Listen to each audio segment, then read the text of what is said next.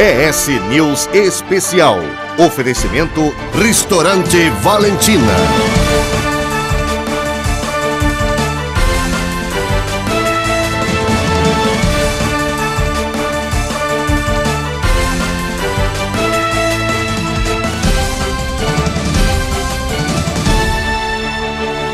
O ES News Especial está no ar com um resumo das informações que mexeram com a Semana dos Capixabas. Paulo Artung chega ao terceiro mandato como governador. Conheça os compromissos assumidos por ele durante a campanha. A vitória de Hércules, mais um mandato para o Dr. Hércules Silveira na Assembleia Legislativa. O dia da escolha, os eleitos, os campeões de votos, agora no ES News Especial.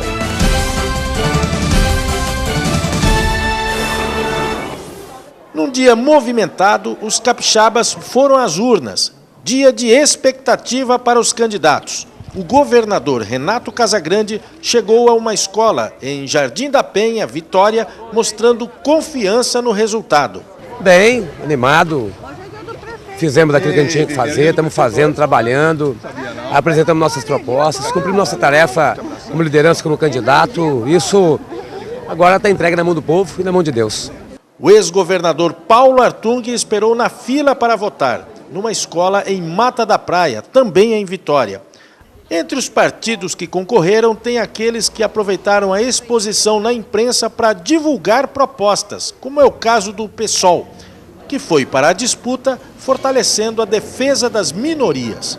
Você acha que do ponto de vista do combate ao preconceito, o PSOL cumpriu seu papel nessas eleições? Cumpriu, e cumpriu muito bem cumprido.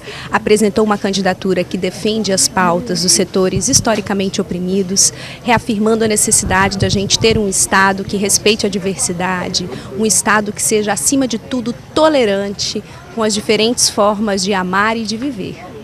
Então, sem dúvida, o pessoal contribuiu bastante. Eu acho que ficou bem demonstrado assim, que tem um Brasil que não aceita voltar atrás em determinadas questões, como a questão da homofobia, um Brasil que quer botar um pé à frente em outras questões importantes, como a questão do aborto, como a questão da legalização das drogas. Essas questões foram debatidas, mas especialmente um Brasil que quer mudar a política, né?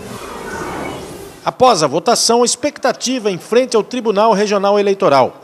Cabos eleitorais foram acompanhar a apuração. Do lado de dentro, os mapas confirmavam os resultados. Entre eles, o estadual mais bem votado, o jornalista Amaro Neto. Essa votação veio do povo, né, do Espírito Santo. Dr. Hércules Silveira também passou pelo TRE, uma rotina nas últimas eleições. A reeleição dele foi tranquila, como o terceiro mais votado. Eu quero, mais uma vez, assumir o compromisso com o meu povo, com meus eleitores especialmente, que nós continuaremos nosso trabalho, nossa luta, especialmente lutando por uma saúde pública melhor. Do lado de fora do tribunal, festa para mais um reeleito, o deputado federal Lelo Coimbra, do PMDB, festejado por militantes e aliviado por mais uma vez mostrar que está de bem com as urnas. Após o resultado, e em estado de lua de mel com as urnas, Paulo Artung foi às ruas agradecer ao eleitor pela vitória no primeiro turno. Percorreu alguns bairros mais populosos da Grande Vitória e conversou atentamente com todos os que o abordavam. A caminhada foi acompanhada de centenas de pessoas.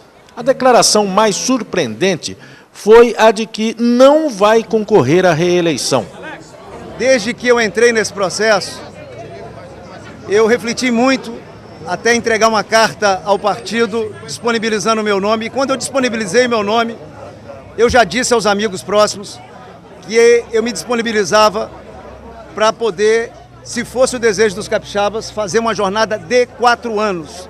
É esse o meu compromisso. Ou seja, eu não serei candidato à reeleição como governo do Estado. O ex-prefeito da Serra, Sérgio Vidigal, acompanhou Artung no município, eleito com mais de 160 mil votos como deputado federal.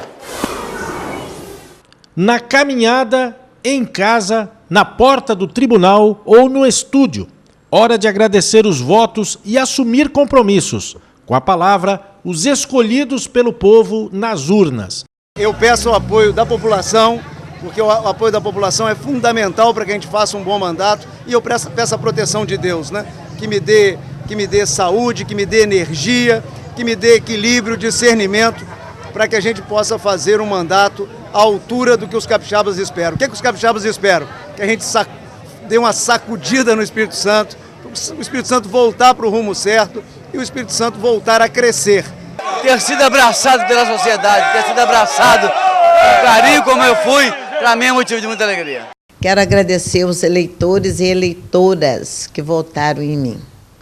Cada voto que eu recebi nessas eleições, vocês podem ter certeza que eu vou resgatar cada um deles com trabalho.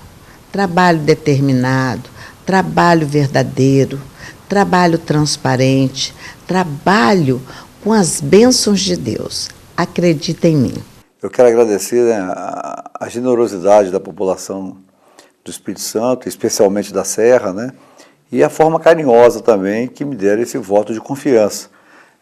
Eu nunca disputei uma eleição para ser o mais votado, disputo uma eleição para ganhá-la, né? E o meu mandato também não vai ser maior do que o dos outros, é o mesmo mandato. A única diferença é que eu terei mais responsabilidade de atender a perspectiva e a expectativa da população. E eu sou extremamente grato, né, da mesma forma que no período que eu fui vereador, deputado e prefeito da cidade da Serra, onde eu honrei minha população, eu quero agora honrar o meu estado. E muito obrigado. Eu quero agradecer a Deus por essa votação, que eu fiquei muito sensibilizado e também, até certo ponto, me senti muito lisonjeado pelo povo do Espírito Santo me dar essa votação, os 43.756 votos, e também o povo de Vila Velha, especialmente, que me deram mais de 36 mil votos.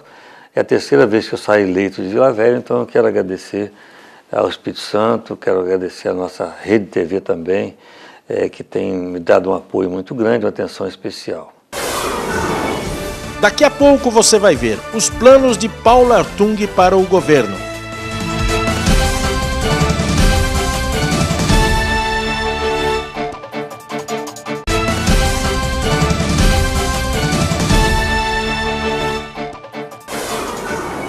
Nesta sexta-feira, o governador eleito Paulo Artung apresentou sua equipe de transição, que será coordenada pelo ex-secretário de Educação, economista Haroldo Correia Rocha. Outros economistas, Ana Paula Vescovi e José Eduardo Azevedo, farão parte da equipe, além de Regis Matos, mestre em gestão pública. Nós somos 6 profissionais, tem profissionais da área privada, tem profissionais do governo. Nós vamos funcionar aqui no 12º andar da Superintendência da Caixa Econômica em Vila Velha e numa interação forte com o governo e com os técnicos do governo para que a gente possa ter domínio pleno das informações, né, fiscais, das informações financeiras, orçamentárias, dos contratos, das obras, enfim, de tudo que diga respeito ao funcionamento do Estado, para que a gente formule uma estratégia para os 3 primeiros meses de governo, janeiro a março, né? Como diz o governador Paulo Artung, a ideia é que no dia 1º de janeiro ele possa assumir com um time montado e em plenas condições de jogar e de atender bem a população. Na mesma reunião, o vice-governador eleito, deputado César Colnago, falou sobre o papel dele no futuro governo. De trabalhar muito, de ajudá-lo naquelas áreas que a gente entender que seja importante. Nós estamos nessa fase inicial, fazendo a montagem, hoje apresentamos, da equipe de transição, nós dialogamos, eu e Paulo, conversamos muito.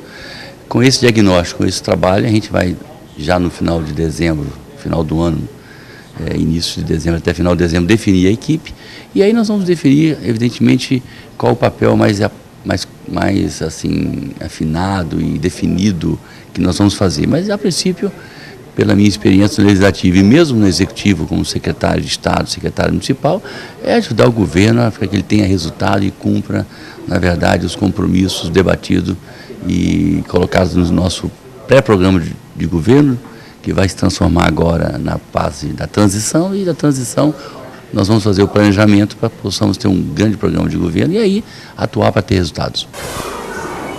Ele volta ao governo com o compromisso de provar ser mais competente que seu adversário e que pode fazer melhor do que nos 2 mandatos anteriores. Paulo Artung promete dar prioridade a áreas críticas. Veja como ele pretende atacar os problemas de saúde, segurança, educação e desenvolvimento. O Espírito Santo perdeu a estrutura do Fundap, né? Importante dizer, não é o governo do estado que perdeu dinheiro com o Fundap, foram as prefeituras municipais, perderam 600 milhões de reais aproximadamente, e o arranjo produtivo ligado à importação é que se desarticulou em parte. Como é que a gente supera essa questão do Fundap? Com infraestrutura. Eu estava falando que nós precisamos de um outro porto, né? Porto de Vitória é importante, vai continuar, de Vitória de Vila Velha, vai continuar cumprindo um papel relevante, né?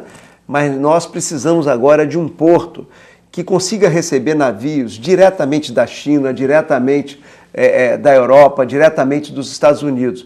O tráfego marítimo, o transporte marítimo, o que aconteceu com ele, Giovanni, nos últimos anos? Os navios aumentaram de tamanho. Esses navios não entram mais no canal de evolução de Vitória. Então nós precisamos de um outro porto. Isso é infraestrutura, isso dá competitividade ao nosso estado. Nós precisamos solucionar o nosso aeroporto, né? Que é uma tristeza olhar aquela obra parada lá, agora ela está em licitação novamente, mas nós precisamos de uma estrutura aeroportuária compatível com o desenvolvimento do estado do Espírito Santo. Nós precisamos também resolver o gargalo da 262. Por que a 262 é importante? Porque a 262 é a nossa ligação com Belo Horizonte e, consequentemente, com o Brasil Central. O Espírito Santo é uma espécie de porta natural de entrada e saída de produtos para o Brasil Central. Então, nós precisamos resolver esse outro... Faltou habilidade do governo para fazer com que a 262 fosse duplicada? Eu acho que faltou um pouco mais de conversa, né? Estava claro que o projeto que foi a licitação era um projeto, assim, eu vou usar uma linguagem de economista, é um projeto que não ficava de pé economicamente, tanto que deu deserto a licitação. Você acha, se ela tivesse bem montada, faltaria grupo privado para ir lá e dar um lance no leilão? Claro que não. Não. Né? Aquilo ali estava mal montado, né? Precisa montar direitinho, ver o caminho que nós vamos adotar para 262, porque é um eixo importante. Nós precisamos de uma ligação ferroviária com o Rio de Janeiro, e nós precisamos de uma nova ligação ferroviária com o Brasil Central, quer dizer, e precisamos disso aqui, precisamos de energia elétrica com segurança energética, porque isso gera desenvolvimento. Eu estou dizendo assim, grosso modo, esse é um assunto importante no Estado, porque isso dá competitividade sistêmica para o Estado, vis-à-vis a disputa, está lá. Ontem, Bahia conseguiu licenciar o seu porto no extremo sul, lá em Ilhéus, né?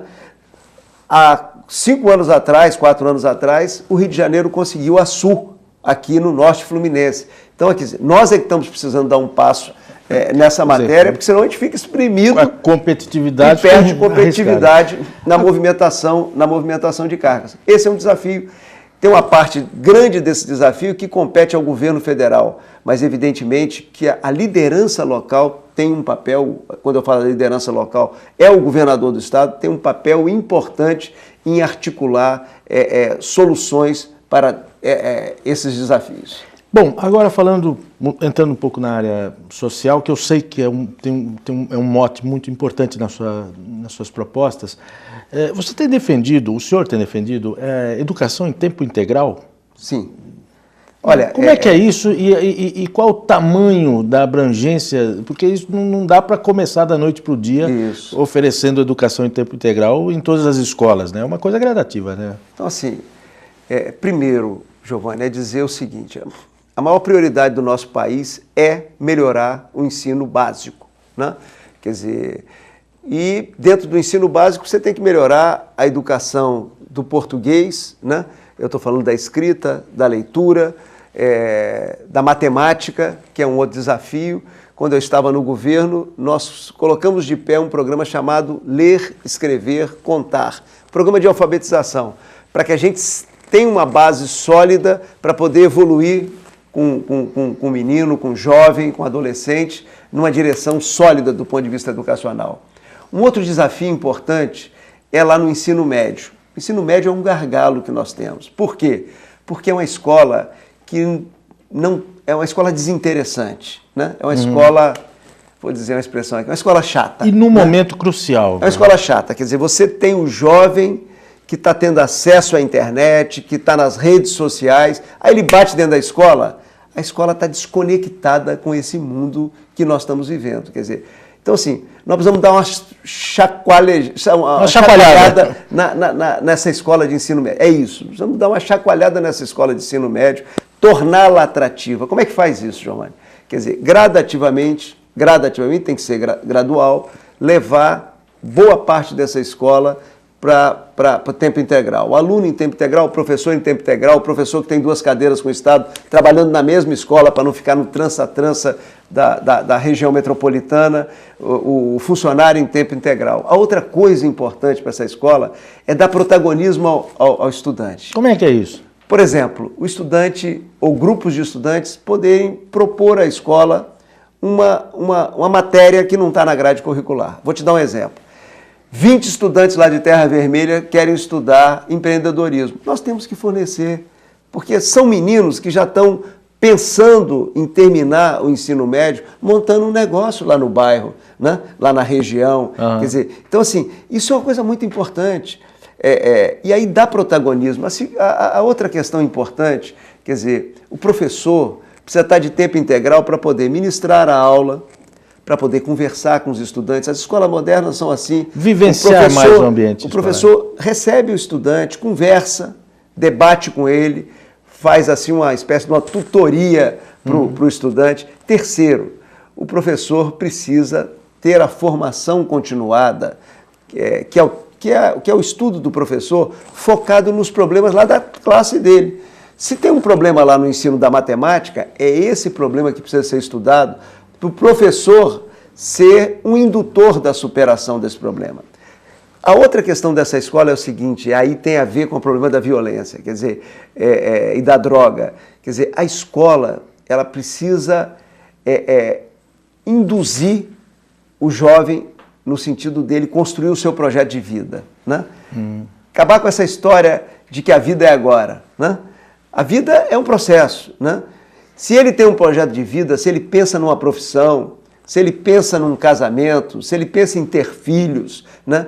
Quer dizer, esse jovem deixa de ser o que é hoje. O que o jovem é hoje? O jovem hoje, muitas vezes, em muitos casos, é presa fácil das drogas, do tráfico e, consequentemente, da violência. Quer dizer, se você tem uma escola, que eu estou chamando de escola viva, lá na comunidade, uma escola que brilha o olhar dos jovens, é disso que se trata, eu tenho certeza que nós vamos nos distanciar dessa realidade ruim de desvios que nós estamos vivendo. Virar esse jogo, né? Virar esse drogas e tudo mais. Virar esse jogo. Agora, mudando um pouquinho, então, seguindo, esse assunto é ótimo, né? Aqui, olha, só para fazer uma complementação assim. Se a gente olhar 30, 40 anos atrás, o que era educação? O que era instrução? Era uma luz na escuridão da ignorância.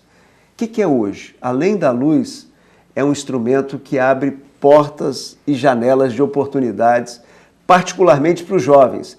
Mas na hora que você tem um jovem com boa formação num estado, num país, isso dá ao país e ao estado competitividade vis-à-vis o resto do mundo. Nós não estamos sozinhos no mundo.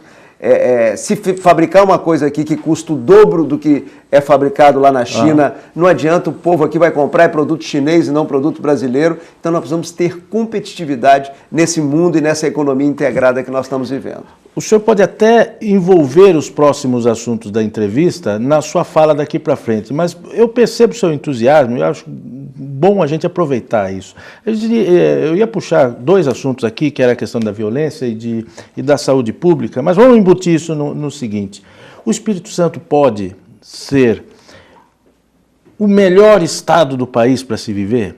Eu acho que pode, né? É claro que nós estamos numa corrida de obstáculos.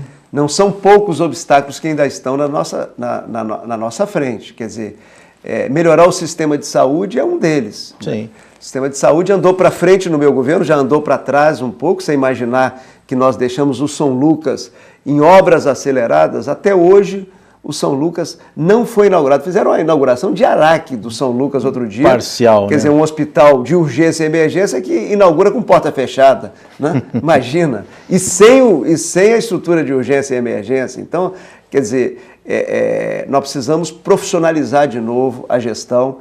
Saúde precisa de dinheiro, eu falo em tudo quanto é lugar, precisa de dinheiro, precisa que o governo federal coloque mais dinheiro na saúde, porque os estados e municípios avançaram com a alocação de recursos. O governo federal recuou, ele precisa colocar mais dinheiro, mas não basta dinheiro. Mais do que dinheiro, nós precisamos melhorar a gestão da saúde. Está aí o Hospital Central, com um novo modelo de gestão, funcionando com outro padrão. Está o Hospital Jaime, que ainda está num processo de adaptação, mas com outro modelo de gestão, já dando resultados importantes. Então, nós precisamos mudar a gestão na saúde, nós precisamos profissionalizar, precisa parar de colocar cabo eleitoral, né, que não tem formação para uma determinada função, ocupando cargos importantes da máquina pública, da área de saúde pública. Então, esse é o desafio que eu vejo.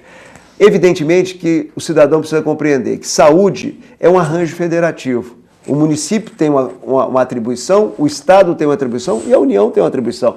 E isso precisa funcionar. Os 3 níveis de governo precisam funcionar. Quando um falha, ele costuma desorganizar os 3 níveis de uma vez só. Então tem muita coisa para a gente fazer.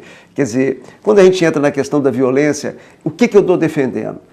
Que a gente evolua em tudo que nós fizemos. Montamos uma Secretaria de Segurança que não existia, montamos mapa do crime, disque denúncia, pesquisa de vitimização, a área científica da Polícia Civil, o laboratório de DNA. Avançamos, criamos espaços físicos, aumentamos os nossos efetivos. Tudo isso nós precisamos continuar fazendo. O que nós precisamos fazer mais? Para a gente ser muito direto aqui, nós precisamos fazer ocupação social dos territórios violentos. O que é isso? É levar microcrédito, é levar treinamento profissional, é levar os programas de cultura. Isso é diferente do Estado presente que está aí? Então, é o que não está sendo feito. É levar esporte, é levar cultura e levar o quê? Levar uma escola diferenciada. Volto à escola viva.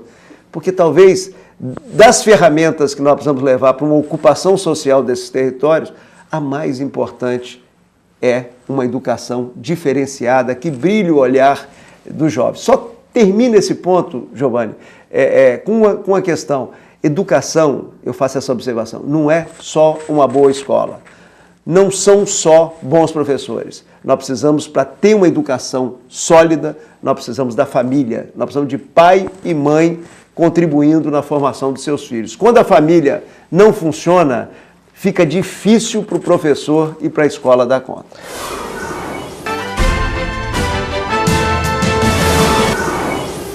Para comemorar o Dia das Crianças, uma boa pedida é levar os filhos para assistir os filmes que estão em cartaz nos cinemas. Resgatando uma aventura incrível, A Lenda de Oz, Dorothy é levada de volta ao mundo mágico de Oz para ajudar seus amigos, Homem de Lata, Espantalho e o Leão para salvar os habitantes da cidade das Esmeraldas, que estão correndo sérios riscos com as maldades de Bufão. Quer uma aventura cheia de surpresas? O inventor de jogos está em cartaz repleto de emoções. Ivan é um garoto apaixonado por jogos e mora com seus pais, e decide participar de um campeonato de jogos por correspondência. O pequeno Ivan vence a competição e a partir daí surgem vários mistérios que só podem ser desvendados dentro das muralhas da Companhia dos Jogos Profundos. Você é o ganhador da competição. Mega Troops Reggae Festival. Em ritmo de paz e amor, o festival de reggae com 10 horas de muita música vai acontecer na casa de shows Mega Troops em Vila Velha, trazendo várias bandas para animarem a noite dos capixabas. Ponto de equilíbrio, Alma Jane, Mato Seco, Herança e Pro Mar. E para os forrozeiros de plantão, Lubião e o trio Maracá. O evento acontece sábado, dia 11 de outubro, às 20 horas. Os pontos de vendas são nas lojas Focas, Local Surf, Malibu e Bicho Guloso.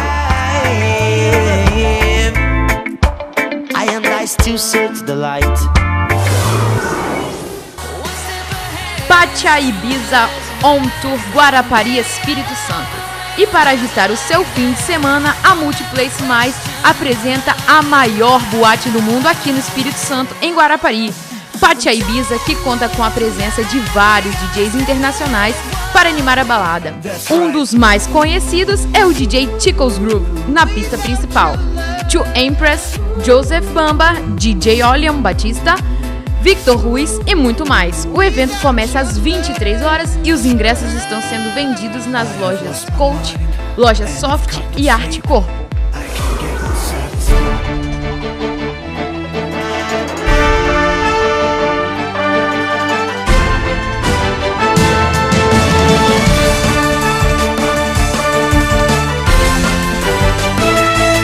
ES News Especial. Oferecimento Restaurante Valentina.